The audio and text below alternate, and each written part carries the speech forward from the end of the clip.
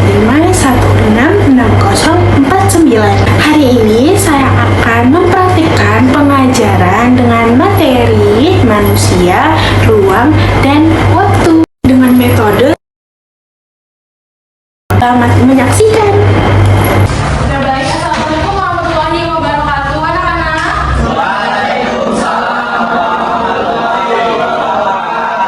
Bagaimana kabarnya hari ini? Apakah baik? Oke, sebelum memulai pelajaran, Ibu mau absen dulu nih. Apakah ada teman kalian yang tidak hadir pada hari ini? Iya.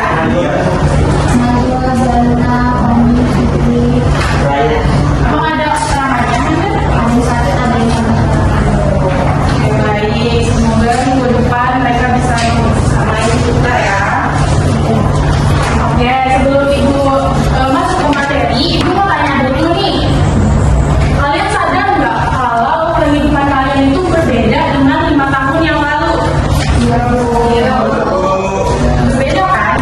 Nah, menurut kalian kenapa kehidupan kita itu bisa berbeda dari waktu ke waktu?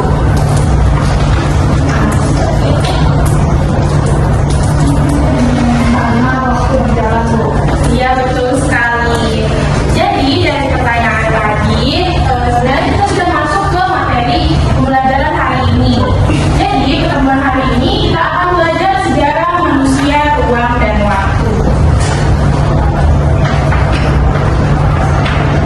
Oke, capaian dan tujuan pembelajarannya kalian bisa baca di dalam hati saja ya.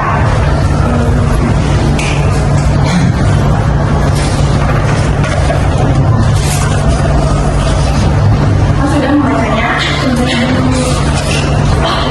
Oke, jadi setelah pembelajaran kita selesai, Ibu harap kalian dapat menyimpulkan pada materi kita hari ini, dan Ibu bakal menggunakan metode studi kasus yang mana langkahnya yang pertama, Ibu menjelaskan sedikit dulu materi, lalu kita akan berdiskusi, tanya jawab, dan akan membuat kelompok seperti itu. Jadi paham ya?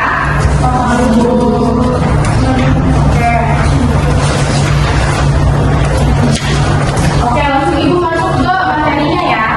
Setelah yang pernah kita pelajari, anak-anak pasti tidak asing dengan kata sejarah.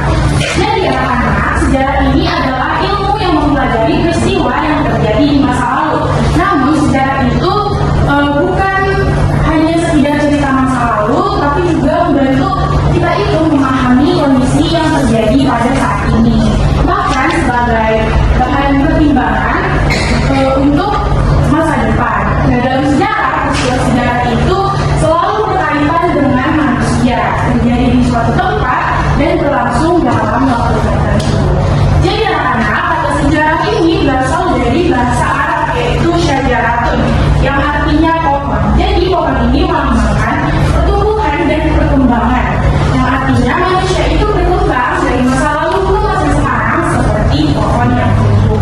Nah, kalau dalam bahasa itu anak-anak, sejarah itu disebut histori, yang artinya penyelidik, yang berasal dari bahasa Yunani historia, yang artinya penyelidikan atau penelitian. Jadi sekarang aku mau tanya nih, apakah peristiwa masa lalu masih berpengaruh pada kehidupan kita sekarang?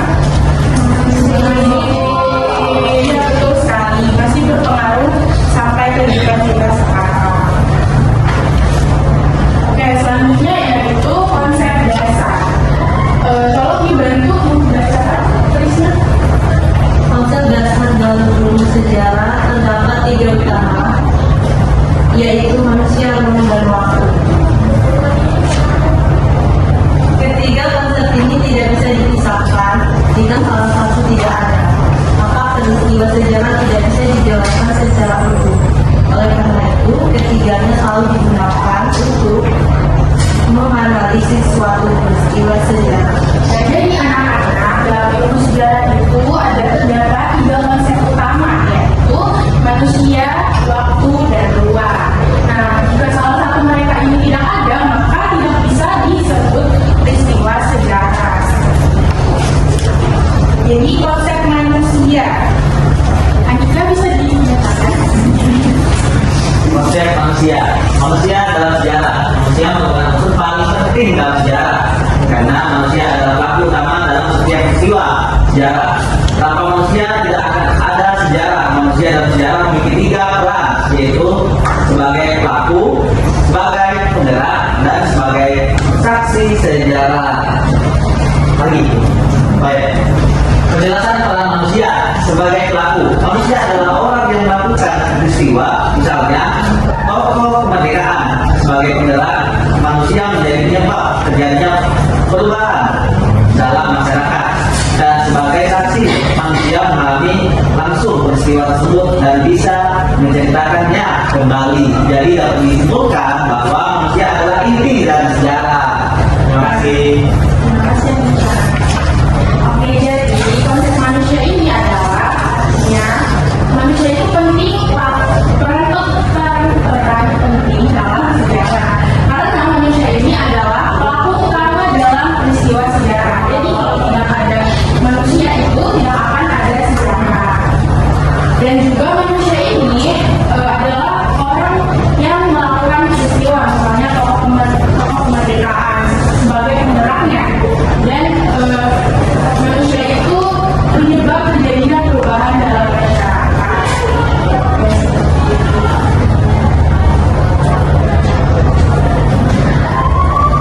Oke, yang selanjutnya konsep ruang. Juga bisa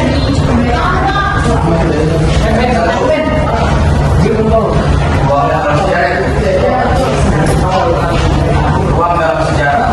Ruang adalah tempat terjadinya suatu peristiwa sejarah. Ruang bisa berupa desa, kota, wilayah, bahkan negara. Setiap peristiwa sejarah pasti terjadi di suatu tempat. Dan tempat tersebut memiliki kondisi yang berbeda-beda. Pengaruh ruang. Ruang sangat mengaruhi jalannya suatu peristiwa. Misalnya kehidupan masyarakat di daerah pegunungan tentu berbeda dengan masyarakat di daerah perkotaan. Perbedaan kondisi geografis ini akan mengaruhi cara hidup, pekerjaan, dan kebiasaan masyarakat. Oleh karena itu, peristiwa sejarah di setiap tempat bisa berbeda walaupun waktunya sama. Jadi konsep ruang ini adalah tempat terjadinya di suatu peristiwa sejarah seperti desa, kota, wilayah, bahkan negara. Jadi setiap peristiwa itu terjadi di suatu tempat dan tempat tersebut memiliki kondisi yang berbeda-beda. Dan pengaruh ruangnya mempengaruhi jalannya suatu peristiwa. Misalnya kayak kehidupan masyarakat di daerah pegunungan tertentu berbeda dengan masyarakat di perkotaan. Dan yang terakhir konsep waktu. Waktu dalam sejarah, waktu itu menunjukkan kapan suatu peristiwa itu terjadi. Nah, kalau dalam sejarah, waktu itu sangat penting karena membantu kita mengetahui kapan urutan peristiwa itu dilakukan, dan sejarah selalu berkaitan dengan masa lalu. Tapi dampaknya bisa dirasakan hingga sekarang. Dalam sejarah terdapat konsep diakronis, yaitu lihat peristiwa secara memanjang dalam waktu. Artinya bisa mempelajari suatu peristiwa dari awal hingga akhir. Hal ini juga membantu kita memahami bagaimana suatu peristiwa berkembang dan berubah dari waktu ke waktu. Seperti itu. Apakah penjelasan Ibu kurang bisa dipahami? Ada pertanyaan anak-anak? Jelas ya? Yes. Kalau tidak ada yang ingin bertanya, Ibu akan membentuk kelompok. Bagaimana nih pembagiannya? Mau bentuk kelompok ini sendiri? Tiga kelompok saja. Oke, dimulai dari nomor 4. 1, 2, 3, 1, 2,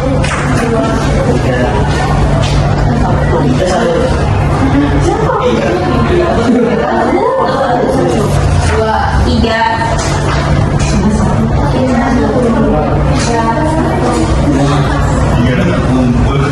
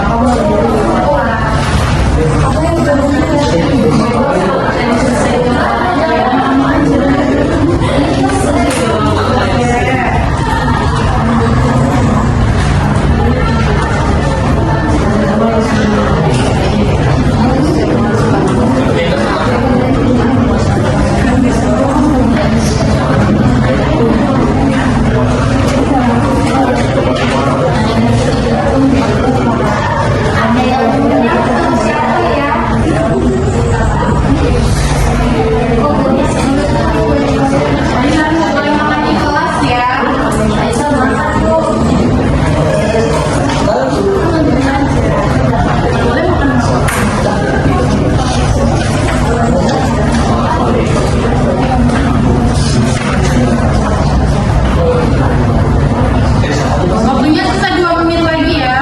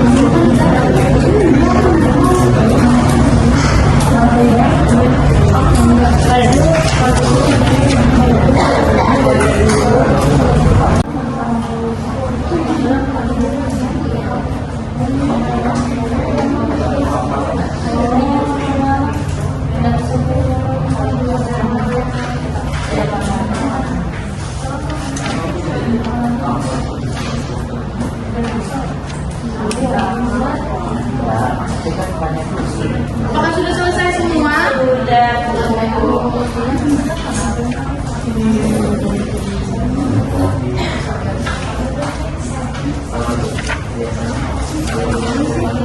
Oke, yang sudah selesai bisa dipresentasikan satu orang kesimpulannya saja. Dari kelompok 3. Berdiri di sisi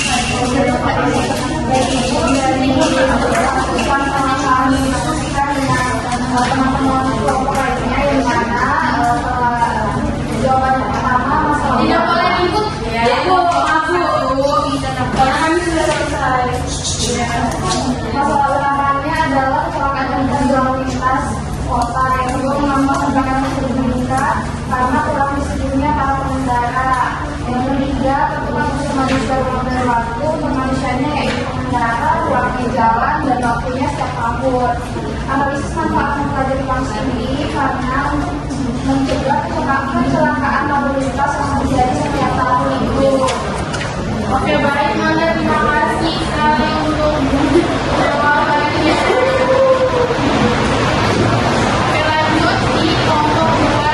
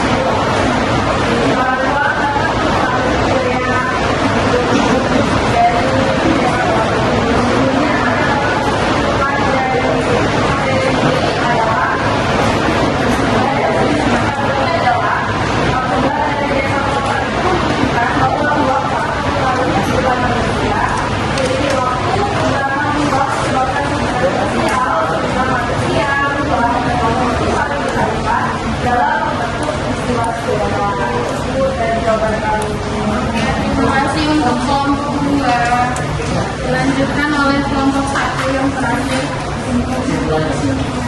Oke, kesimpulan dari kelompok 1. Peristiwa letusan gunung menunjukkan bahwa manusia terdampak langsung oleh kondisi ruang, yaitu lingkungan alam dan waktu kejadian. Ketiganya saling berkaitan karena peristiwa hanya dapat dipahami jika diketahui siapa yang terlibat, di mana terjadi dan kapan berlangsung. Seperti itu. Oke, baik, terima kasih untuk kelompok 1. Oke, mungkin sampai sini saja pembelajaran kita hari ini. Sebelum Ibu mengakhiri, Ibu minta nih 1 orang yang bisa menyimpulkan.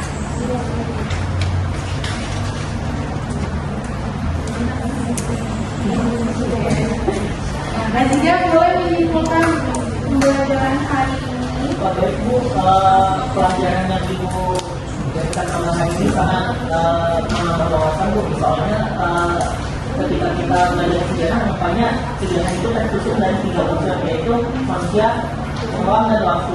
Dan ketiganya itu saling berkaitan. Misalnya kalau satu hilang atau tidak ada, dan itu tidak bisa disebut sebagai sejarah. Ya, baik, terima kasih untuk Razia. Sebelum kita mengakhiri,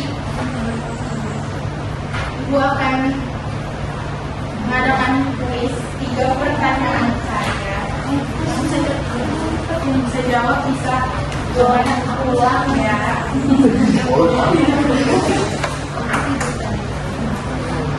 Pertanyaan yang pertama, apa itu sejarah?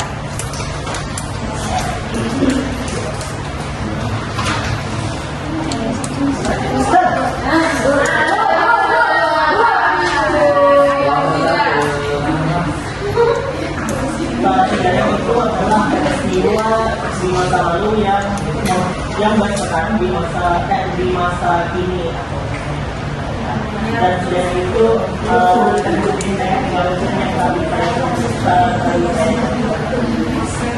Terima kasih untuk